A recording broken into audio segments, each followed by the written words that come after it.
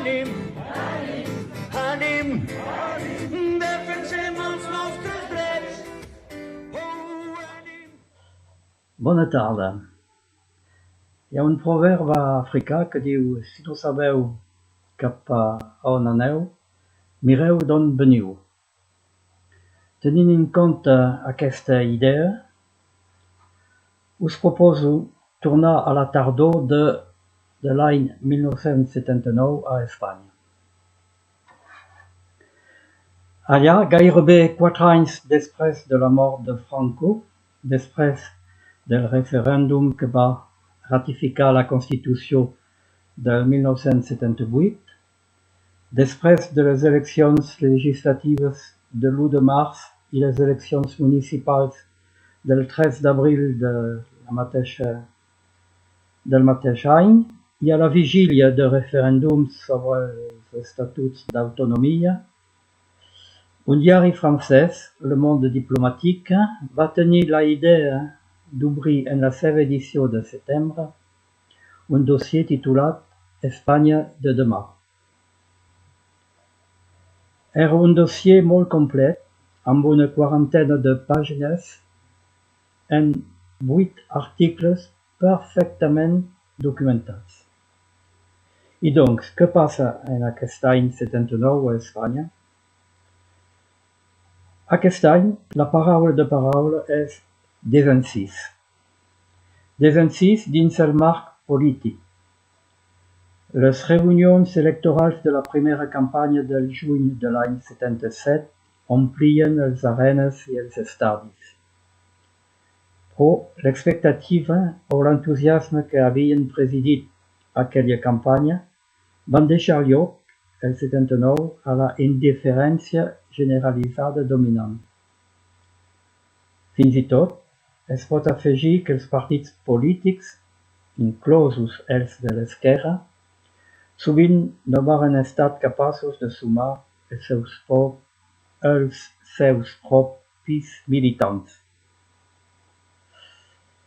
El desencís també es fa sentir a la vida cultural.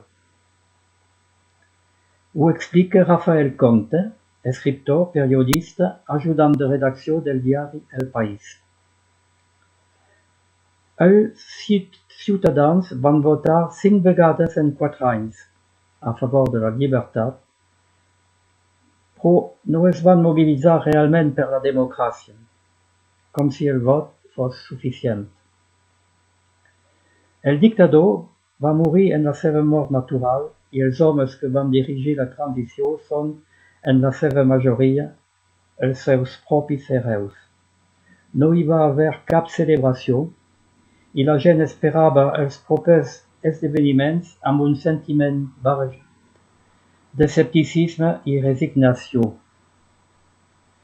Segons ell, Espanya ha patit un descens cultural. En qüestió les pròpies característiques d'aquesta transició política. El vent de llibertat que va esclatar a Espanya a principis del 76 es va convertir gradualment en una brisa lleugera que no deixava de sacsejar res i havia donat lloc en el context cultural a cap creació significativa. La televisió estatal, diu Rafael Comte, és l'estafa cultural més gran del país.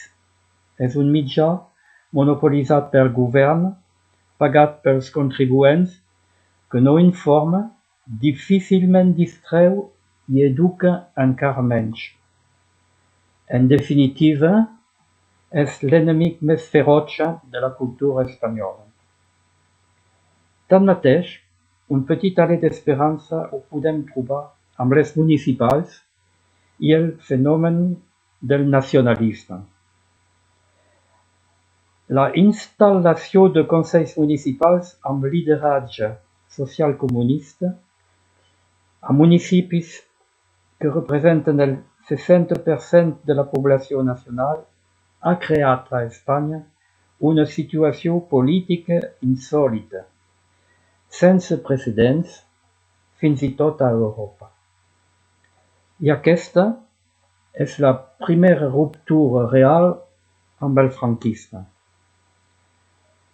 A més, el fenomen del nacionalisme sembla oposar-se a una entitat política homogènia anomenada Espanya. Situat inicialment només en 2 o 3 regions, el desig d'autonomia s'ha generalitzat de tal manera, com ho demostren els resultats de les eleccions municipals del 3 d'abril, i també la seva extensió i la seva audiència, que cap regió pràcticament sembla que no es vol identificar-se a res que s'anomeni Espanya.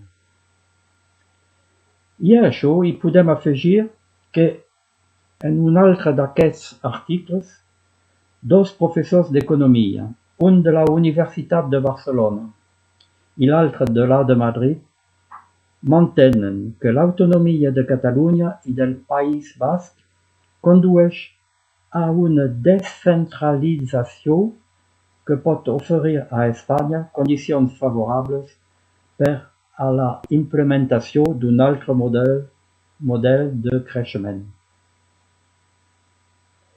El xoc causat per aquesta empenta des de l'esquerra és encara més forta perquè les altres formes de poder de l'Estat només han canviat lleugerament. Els grups de força formats i consolidats durant l'època franquista no han canviat. El comandament de l'exèrcit, la gestió financera i econòmica del país i fins i tot l'església estan en mans del mateix poble.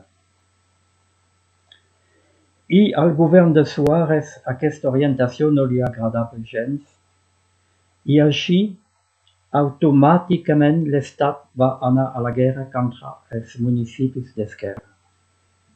De manera que es van fer ràpidament els arranjaments, principalment retirar als alcaldes la policia i el manteniment de l'ordre públic. Aquestes funcions són transferides íntegrament als governadors civils, que són ells designats directament pel govern. Aquestes oposicions a l'esperit democràtic es poden explicar de manera molt lògica. No s'ha d'oblidar que Franco va morir de vellesa, la dictadura va acabar amb la vida física del dictador. Però el que el general Franco va anomenar previsions de successió es va complir rigorosament en la persona de Juan Carlos de Borbón. El sistema de poder establert per Franco es caracteritzava per la instal·lació de determinades persones en posicions determinades. El període decisiu, que va des del 20 de novembre del 75, mort de Franco, fins a l'1 de març del 79, eleccions legislatives, va ser dirigit per la mateixa classe social que va dominar durant el govern franquista. Com a conclusió, com podeu veure, no estem lluny de l'equació encara vigent avui dia, 40 anys més tard.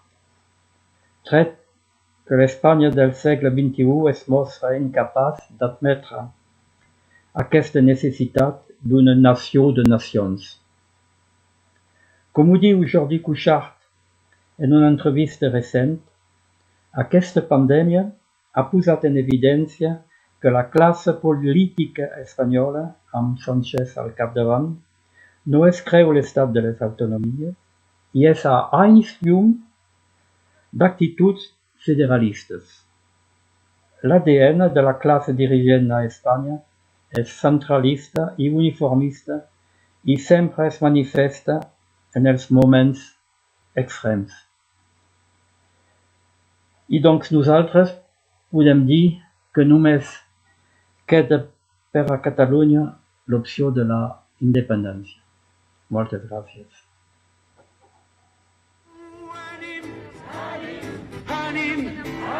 Defensem els nostres drets. Ànim, omplirem tots els carrers. En diuen justícia, d'aquesta brotia